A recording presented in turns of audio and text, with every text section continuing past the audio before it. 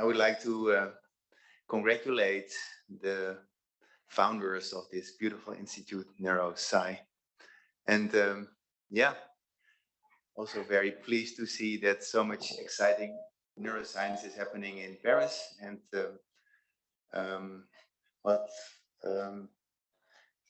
Alain just said is true. So I have a dual appointment now. So I'm the director of the Netherlands Institute for Neuroscience, but together with people at the Institut de la Vision, we started an endeavor to also have what they call a non-human primate platform at CUA in Fontenay-aux-Roses, so not so far from here. And I bet that there will be many exciting opportunities for collaboration. So very excited to be here. So today I would like to talk about Stan's topic, conscious visual perception. So I'll admit that I have tried to avoid these very complex psychological concepts in my work. So I wanted to do something real, something that you can measure. And in the beginning, I said to myself and others, I'm not going to talk about attention because attention is so diffuse. Different people mean different things with attention. So I tried to avoid it, but at some point it became impossible to avoid it. So I had to talk about attention because there's so much psychological work that relates to the experiments that I was doing. It just became completely silly not to talk about it. And now the same happened again for the C word, C for consciousness. Okay, so I also now started to work on consciousness, and that's even more hopeless, right? Because the psychologists and the philosophers of consciousness, I mean, they're a hopeless bunch. They talk about concepts all the time, and that makes the whole field also a bit hard to work in. But yeah, I mean, I still, it's very important that this work is being done. And I try to focus on the data and not so much about the theoretical debates about concepts and see how far we get with this. So I'd like to make a small disclosure. I'm also a co-founder of a company, Phoenix, and in the last part of my talk, I'll be talking about a little bit about our endeavors to create a visual prosthesis for blind people, and that is related to this startup company. So today, I first would like to talk a little bit about V4 and feedback processing in the brain. That probably will last only 5 minutes or so. And then I'll be talking about visual awareness, the neural mechanisms that support it, and say the last 10 minutes or so I'll dedicate to the work on visual prosthesis. So let's start with the introduction. So if you see this picture, there's a lot of information here, and you see something that is actually seems at introspection quite integrated, right? So if you look at the nose of this animal, you don't have a hard time seeing that it's the same animal as these legs. Now, that seems intuitively immediate, but in the brain, that's actually quite a challenge, because you should realize that in the visual system, analysis starts with tremendous fragmentation. So neurons at early levels in the retina and the early levels of the visual system, like primary visual cortex, they have these very small receptive fields here indicated as circles. And at first sight, they only seem to be carrying what's going on in this very tiny fragment of visual space, right? That's not how we perceive. We perceive these animals that have a spatial extent. So there must be some powerful mechanisms in our brain that puts the fragments together again into wholes. And that is something that I've always been very interested in. Turns out that in the brain, this is solved by what one might call a labeling operation, where all those image elements that belong to a single perceptual object are labeled, and they're labeled with enhanced neural activity. I used to think that it was synchronization, but it turns out that synchronization doesn't play any role. It's really labeling with enhanced neural firing rates. So this is the human visual system, and as a model system, we use the macaque monkey, also the mouse, but I'll mainly be talking about the macaque monkey. And this is from a famous paper more than 30 years old now, where you see all these areas involved in macaque vision in different colors. And from the same paper, you can make this hierarchical scheme. And this is actually something that is quite well modeled by convolutional neural networks.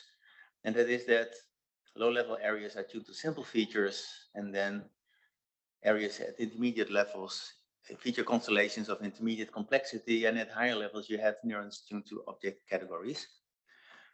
So that is the first feed-forward phase of information processing as the information goes from the retina to the higher cortical areas. But there are many recurrent connections, so feedback connections and lateral connections that allow for recirculation of activity.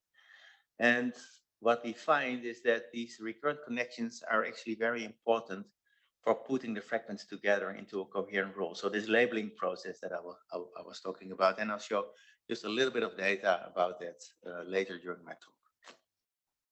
Okay, so much then for the introduction. So I would like to talk with you about visual awareness. And the way that I'm going to do this, hey, this looks different to what I'm used to. So think of this as one number, and so number 127. And I'm going to do a couple of experiments with you. And so maybe you want to remember this number for later. And the second experiment is very simple. I'm going to present a visual stimulus around here. And so this is an experiment about consciousness. So if you see it and your consciousness of it, please raise your hand. If you don't see it, don't. So it's a very simple task. 1, 2, 3. Okay, yeah, many of you are conscious. I'm glad.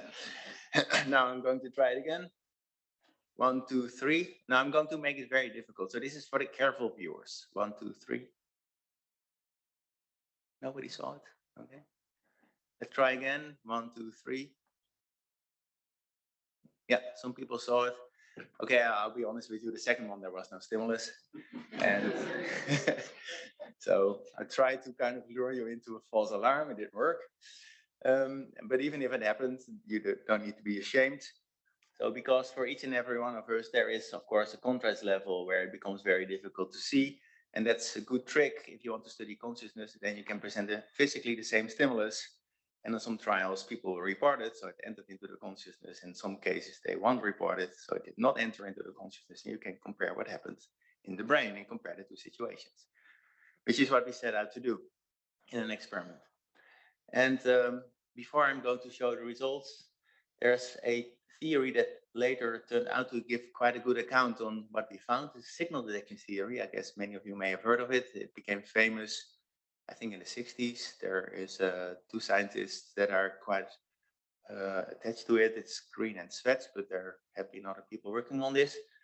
And the idea is the following. It's a very simple idea. If you present a weak stimulus, then there will be an internal representation of that stimulus in the brain that is here modeled by a green Gaussian.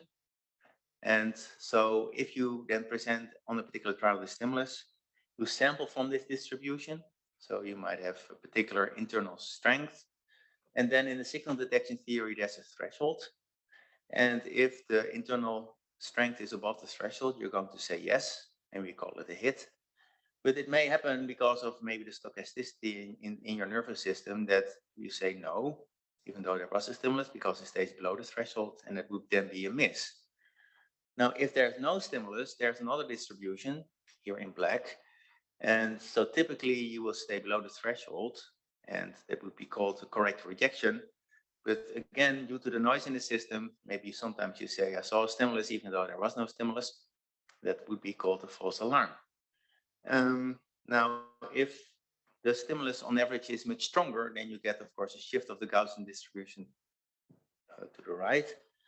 And if you then apply the same threshold, you see that you have still quite a number of false alarms. Maybe it's a good idea to raise the threshold to have fewer false alarms. But and with a strong stimulus, you can afford to do so because you don't have so many misses. But if you would apply this high threshold to a weak stimulus, then the part of the green distribution to the left of this red line is pretty large. So you're going to have quite a number of misses. So there's this sort of trade-off between where you want to put the threshold and how many misses and how many false alarms you're going to get. And it depends really on the task. So if you're working on an airport and you are checking luggage, you might want to put the threshold very low because the consequences of a miss are much more severe then consequence of the false alarm, right? False alarm is just opening the suitcase and doing another check. Okay, so this is all quite well described by the signal detection theory. And in this study, we asked a couple of questions. So where is the signal in the brain, this internal representation of strength? What causes the variability, basically the width of this distribution? And what is this threshold? What does it correspond to in the brain? And when we then got the data, we started to support a theory that had been published by Stan many years before. And so the theory is the following, that if you present a stimulus to the brain, it of course enters into the eye, the LGN, and then goes to the back where primary visual cortex is, and then it's propagated to the rest of the brain into frontal areas. And here Stan predicted that there's a process that we now know as ignition, and that gives rise to a self-stabilized pattern through these recurrent connections, such that if you take the stimulus away, there's still a trace that the stimulus was there. You can call it a working memory of the stimulus that you just saw. Now, the prediction would be that if you don't see the stimulus, the feed-forward propagation might not be efficient enough. Ignition may not happen. So if there's no ignition, there's going to be a miss. And if there is ignition, there's going to be a hit. That's the whole idea behind it.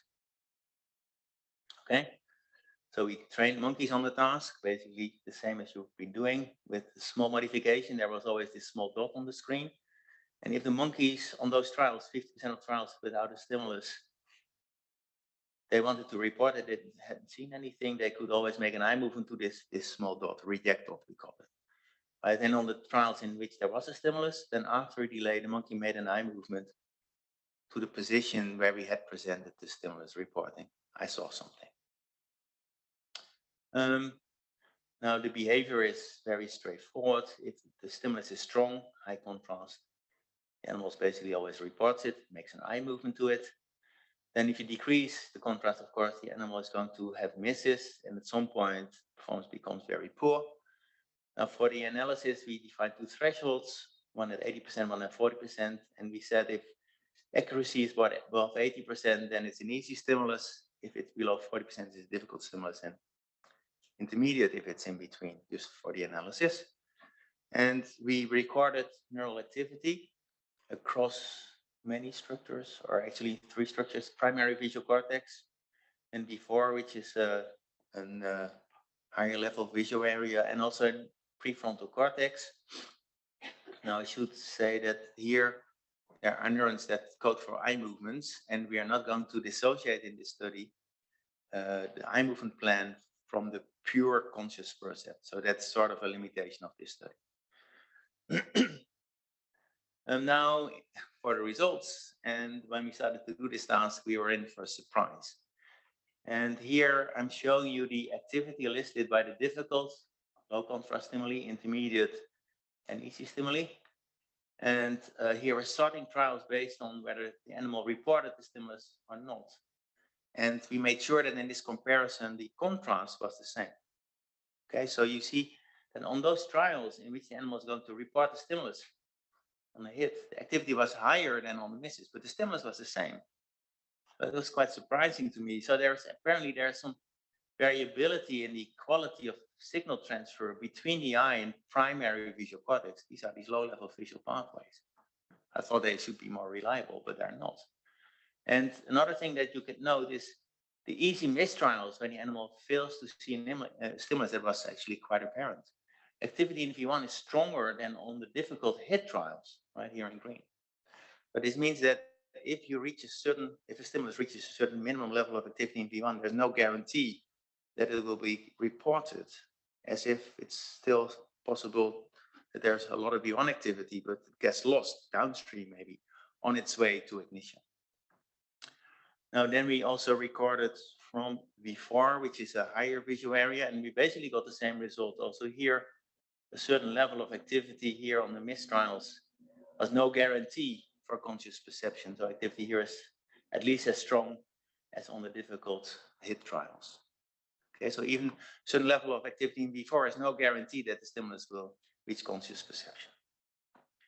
Now in the dorsolateral prefrontal cortex, we got something that was qualitatively different. So here we get this bistable behavior. Whenever the animal is going to report, there is this high level of activity. And whenever he's going to miss, there's a low level of activity. And you see on the easy miss trials, there is actually some ramping, but apparently not enough to cause a self-sustained activity pattern, because when the stimulus is no longer there, the activity fades away again. So if there's one area where you could put a threshold between hits and misses, then it's in frontal cortex. Now we also looked at those trials in which there was no stimulus. And here in black, you see the activity pattern on the correct rejections. So the animal didn't see a stimulus and reported not seeing a stimulus. But in blue, it's interesting. These are the missed trials. And you see that activity ramps to the same level as on the when there was a stimulus that was reported.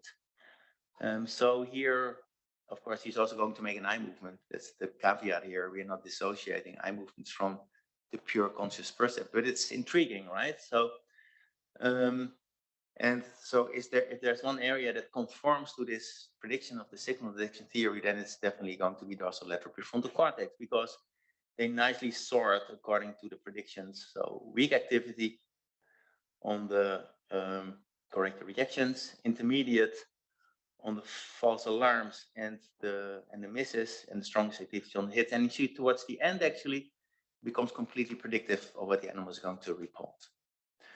Now you see the slow ramp, and we cannot prove that in the data, but we actually suspect that on the trials with false alarms, there is a low level of activity, and there are then spontaneous, we think, faster ramps, like a bistable system.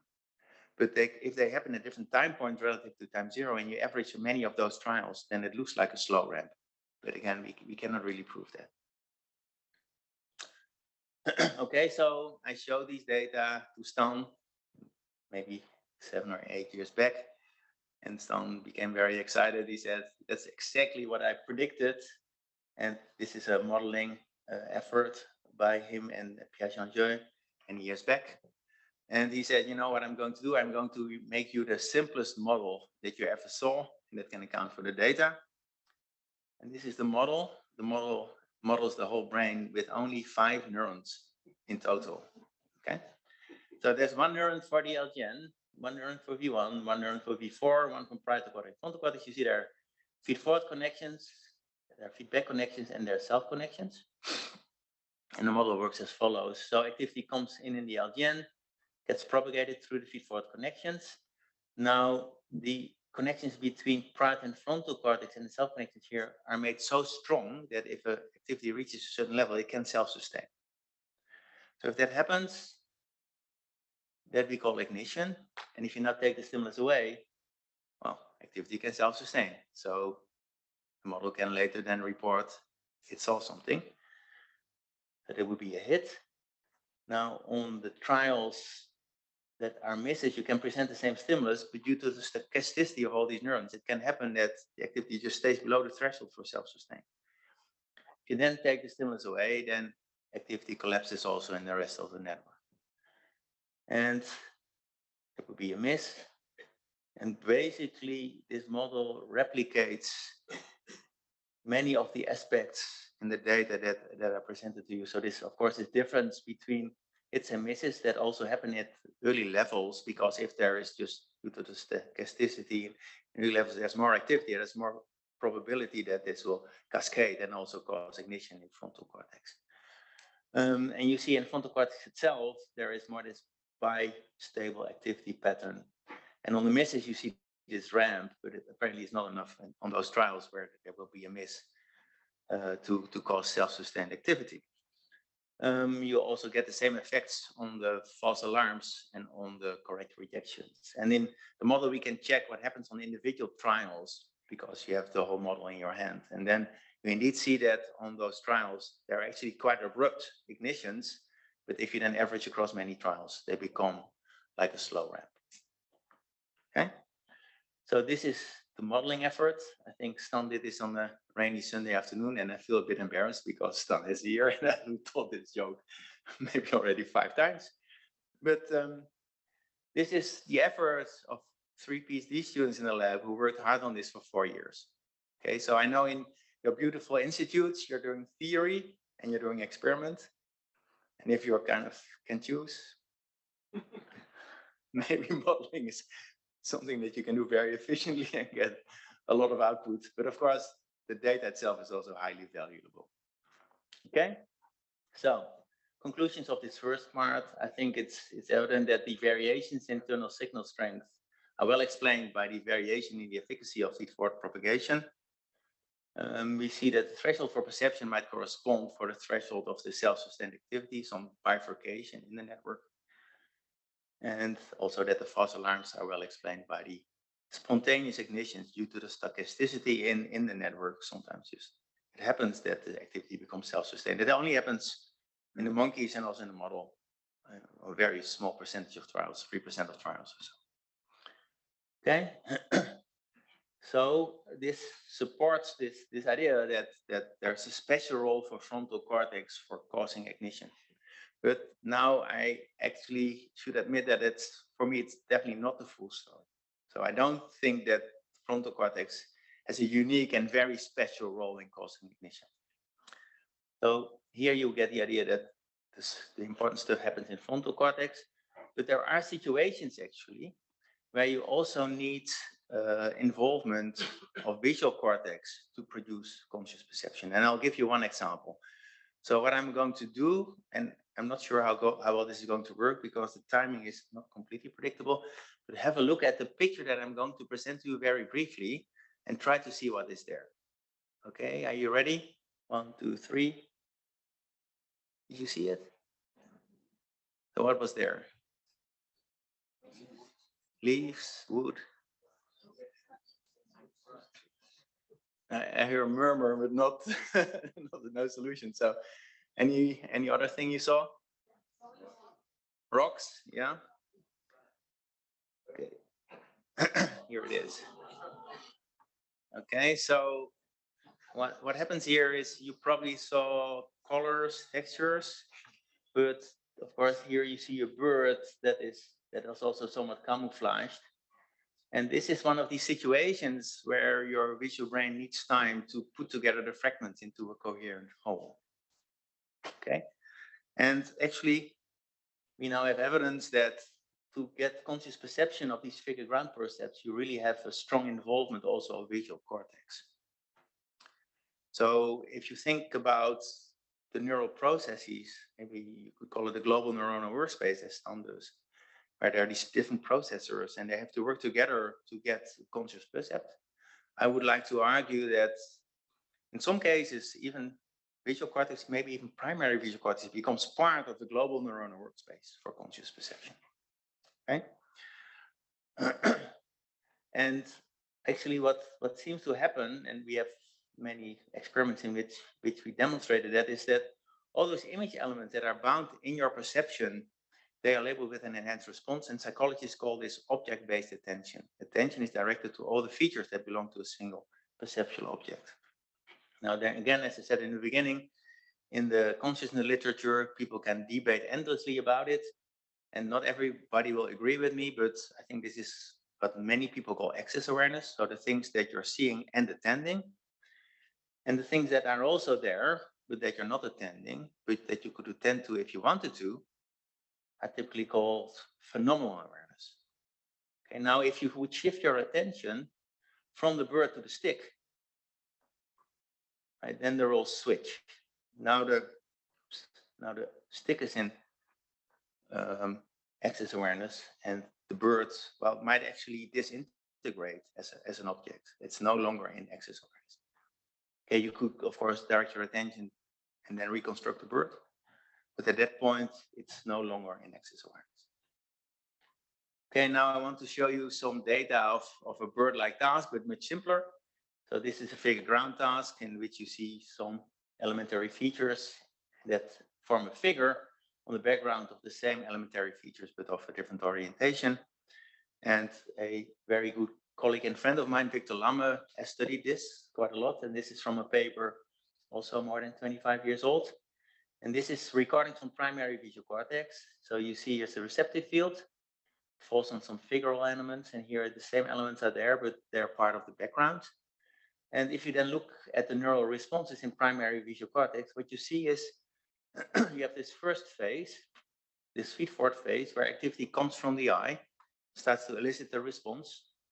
Then V1, of course, sends the information to higher visual areas, and they start to feed back. And then you get an extra activity level if the image elements in the receptive field belong to a figure as opposed to the background. Okay, so basically in the beginning, the neural responses are driven by what's going on in the receptive field. It's the same for figure and ground, and then when the feedback comes, there's more activity on those trials where the figure happens to fall in the receptive field. And Victor, also in a somewhat older paper, demonstrated that this is also correlated with conscious perception. So he showed these figure ground stimuli to monkeys, and typically the animals saw that there was a figure and reported it with an eye movement. And on those trials, there was a clear difference. So this labeling process I was talking about between figure and ground. But there were also a few trials in which the animal failed to perceive the figure. And you see in these trials, the feed-forward response was intact, but the figure-ground modulation, the difference between figure and ground, did not happen. Okay, so this is, of course, in some sense, correlative evidence. So we would like to have some causal evidence. So we wanted to do optogenetics. And so these are the figure ground responses in the macaque monkey. You see that figures elicit more activity than the background. Actually, you get the same effect in humans. So we sometimes record from the visual cortex of humans in a collaboration with neurosurgeons, get the same effect. But for our optogenetic study, it was very important to replicate the effect also in mice. So also in mice, you see that figures elicit more activity than the background. Okay, so now we can then train mice to do figure ground perception. So they're looking at a figure stimulus, figure either on the left or figure either on the right. And then the mouse is supposed to lick on the double-sided lick spout on the side where he sees the stimulus. And then we use optogenetics. This is the work that was carried out by Lisa Kirchberger. And so on those trials, here you see the figure ground response. You can just knock out, using optogenetic trick, optogenetic silencer, knock out all the spikes from primary visual cortex, and then see what the consequences are for perception. Now, optogenetics is a temporally very precise method.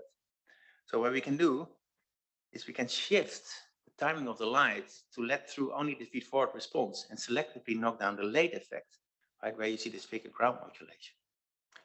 Or also let a little bit of this figure ground modulation through, or even more, and see what happens to the perception of the mouse. And this is what we found. So the mouse was either doing a figure ground stimulus, but also he had a condition in which he just needed to detect contrast on the left or contrast on the right, basically what you were doing in the beginning of my talk. Now, what happened if we did optogenetic silencing and we knocked out the entire visual response? The mouse was basically blind. So he could not do contrast detection, he could not do figure grounds. But if he then let through only the feed-forward response and only knocked down the late effect, then the mouse could do contrast perception, but he was still miserable at figure ground. He couldn't do it. So we really had to let through some of this late V1 activity, so when the feedback effects come in, and to kind of have the mouse report that there was a figure ground perception. Okay. So we also know from previous work that this figure ground effect is much stronger if the animal is interested in the figure, so if he pays attention to it. And therefore, I think this is pretty strong evidence that if you think about the global neuron workspace, that actually it reaches back to primary visual cortex if a figure ground segregation is required. You really need to do this labeling process, labeling all those image elements to produce this coherent percept. And that is something where early visual cortex really is instrumental, because there all these individual elements are represented with sufficient resolution. Okay, so what I kind of told you so far kind of can be summarized as follows. So there are things that you perceive and attend. So that is what philosophers of consciousness call access awareness. Then there are some items that you could attend if you wanted to, but you're not attending yet. They are part of phenomenal awareness. And then there is items that you just fail to perceive. So you could not even see them if you wanted to, but they're outside awareness. And now I would like to make a parallel to memory. So in the beginning of my talk, I gave you a number. Do you remember the number? 127. So now, crucial question, where was this number all this time, right? Where was it in your brain? For me, an important question. And to be honest, I'm not going to answer it for you, but I would also like to know. And I would like to argue that in memory, you make similar manipulations. So there are things in your memory that you're attending. So number 129, when it produced the 3 axes, it probably came into your working memory and you were attending it. But there are other things that are to some degree in your memory, but you're not attending them. So one example is iconic memory. So if I present you a stimulus very briefly, there's a brief time that it doesn't fade away yet. That's what psychologists call iconic memory. I don't have time to really go into the details of that. And then of those things that you briefly see, you can grasp a couple of things to remember and to report. Another type of what I would like to consider a type of memory that's part of phenomenal awareness is accessory memory. And I will give you one example of an experiment where we think we have an angle on accessory memories. And of course, if you forgot the number, then it's lost, right? So I think the parallel between perception and memory is quite defendable.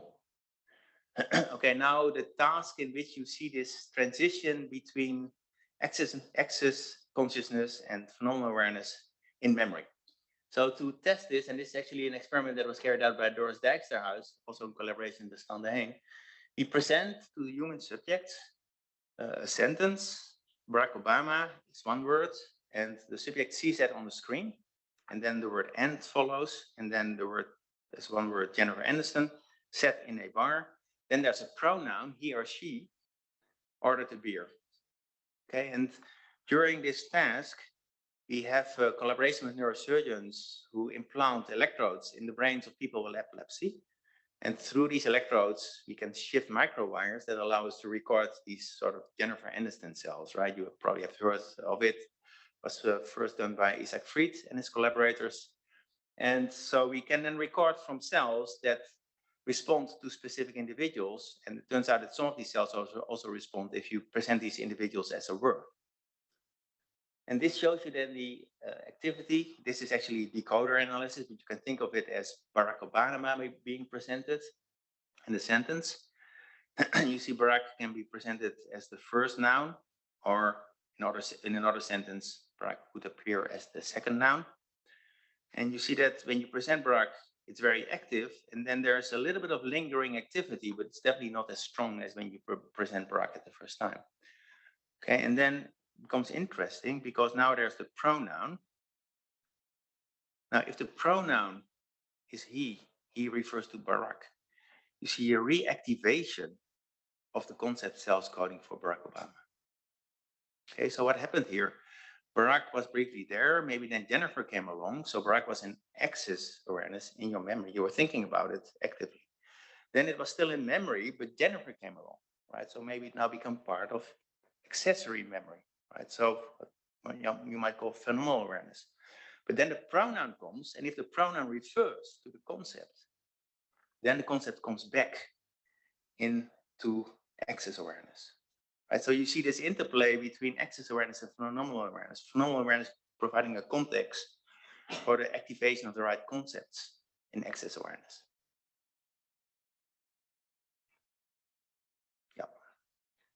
So I think that is a nice idea to generalize these concepts to memory operations.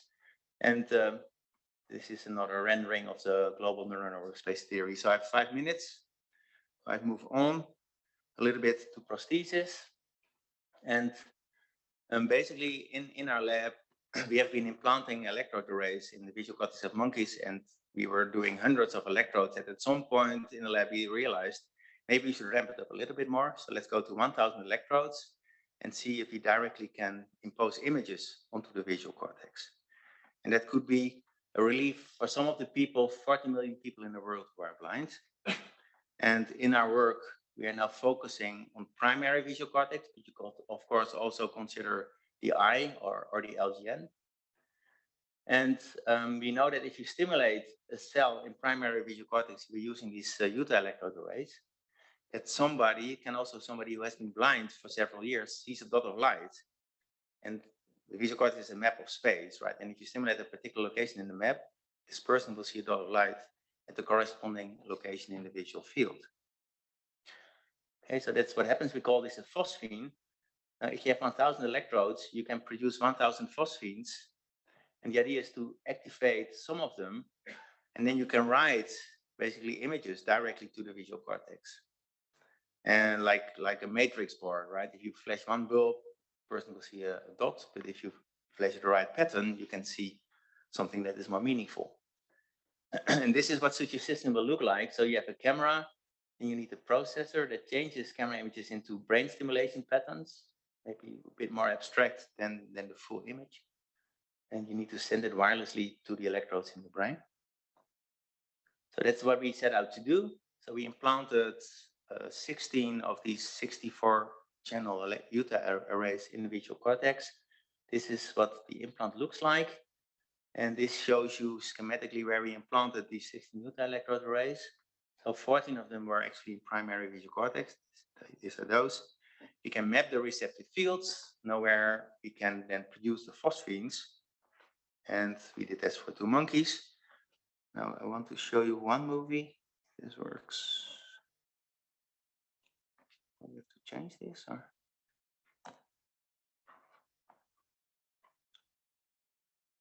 Let me see, how should I start up the movie? Is something I can do with the pointer? Get rid of the pointer. Where do I do that? Lower left. Here? This one? Come back to the arrow. Start it. You know how to do it?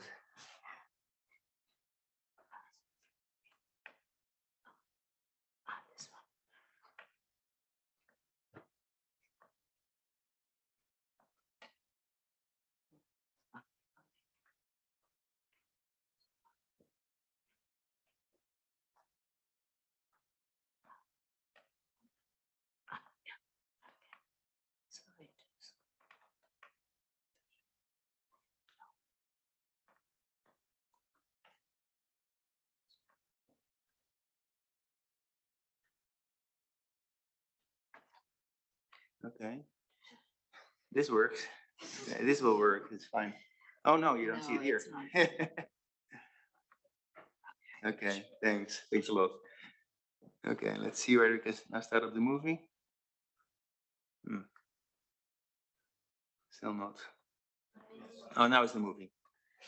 Okay, so basically you see the arrays. Of course, this doesn't happen in the lab. You then don't see it through the skull. You see there's a moving bar, and you see that there's a wave of activity across the cortex. Right, and the moment that these cells become active allow us to precisely map where the receptive fields are of all these neurons. Now we are not really super interested in recording. We're more interested in stimulation. So we are now stimulating one of the electrodes, and we're recording the eye movements of the monkey. We trained the monkey to make an eye movement to where he sees something. And you see this works. So the monkey is making an eye movement approximately in the direction of where we stimulate the cortex. So reproducing something that other labs had shown before us, but now for hundreds of electrodes. But the real important question for us was this matrix board analogy. Can we really impose patterns onto the visual cortex that are recognizable? So we trained the monkeys in a task in which they had to recognize letters. So here the monkey saw letter D, and then we hoped, and then there was a choice menu, and we hoped that the monkey then would report the corresponding letter. We trained, of course, extensively on this task. And in the most exciting part of the experiment, we did not show the letter anymore, but we actually electrically activated a couple of neurons, and then hoping that the animal would report the letter that we were trying to impose on the cortex. And importantly, that worked. So here we're trying to write the letter L, and you see the monkey makes an eye movement to the letter L. Letter O, letter A. So this was very, very exciting for us. So when we got this result, we were very happy and made a small dent in the lab. Okay, so for us, we are not there. The system that will need to be developed is not yet there. It's nice to see the results of an experiment that was mainly done in the lab of Eduardo Fernandez in collaboration with us, but they really did most of the work, where they implanted a human also with a Utah electrode array in the primary visual cortex. So this shows you approximately where the electrode was implanted. And when they then activated a set of 16 electrodes in the shape of a large square, she reported seeing a letter O. When they did only 4 electrodes neighboring, she reported a small letter O. So that was, of course, very exciting and what we hoped for. Now here she reported the letter I. Okay. But here she reported the letter L. So this also demonstrates to you that we don't have full control of what she's going to perceive. I think this is related to the fact that these arrays are very small, only 4 by 4 millimeters. So therefore, there is probably on that small scale, there's going to be some interference patterns. And I hope this will work. Fue indescriptible y bueno, yo estaba pletórica y bueno, y todo el equipo también, entonces claro, os decía, pues estoy viendo un punto luminoso y todo el mundo callado. Chicos, ¿qué estoy diciendo? Que estoy viendo un punto. Y bueno, nada, al final pues fue una explosión de alegría y todos ahí contentísimos. Pero por supuesto que si ahora hubiese uno que fuese inalámbrico, que se pudiera trabajar con mucho más electrodos y se pudiera ver en persona, yo ya no pido una visión, simplemente desprender una puerta, un obstáculo, yo lo volvería a hacer, sí, sin duda alguna, sí. Fue indefinible. Okay, so of course you should realize this is an experiment, right? It's not a treatment. And so Eduardo spent a lot of time explaining to the blind people who are part of his experiments that they should not expect to see again. But if you see the degree of joy just by seeing a dot of light, I think it's quite touching to see that. But we should also explain to them that this is still very, very limited. So one limitation is that it only works for about half a year in our lab. After half a year to a year, then the electrodes stop working because there's encapsulation gliosis, and that causes a loss of function. So something that I think there are ideas how to solve this, but it still needs to be proven. And the other thing is the degree of coverage of the visual field. So if you put one Utah electrode array, 4 by 4 millimeters, in primary visual cortex, which has a surface area of 25 square centimeters on the left and another 25 square centimeters on the right in humans, then you should realize that you're covering less than 1% of the visual field. So that's another challenge to make a prosthesis that will target a sufficient surface area of primary visual cortex. Okay, and I look at Alain, I think it's probably already a little bit over time. So here are the people who did the work. So here are my mouse is not visible anymore, but in the top row, the people who did the work for the visual consciousness project. The second row, the people who did the figure groundwork. Third row, the people who did the language study on consciousness. And the lower row, people who are involved in the visual prosthesis work. Thank you very much. Thank you.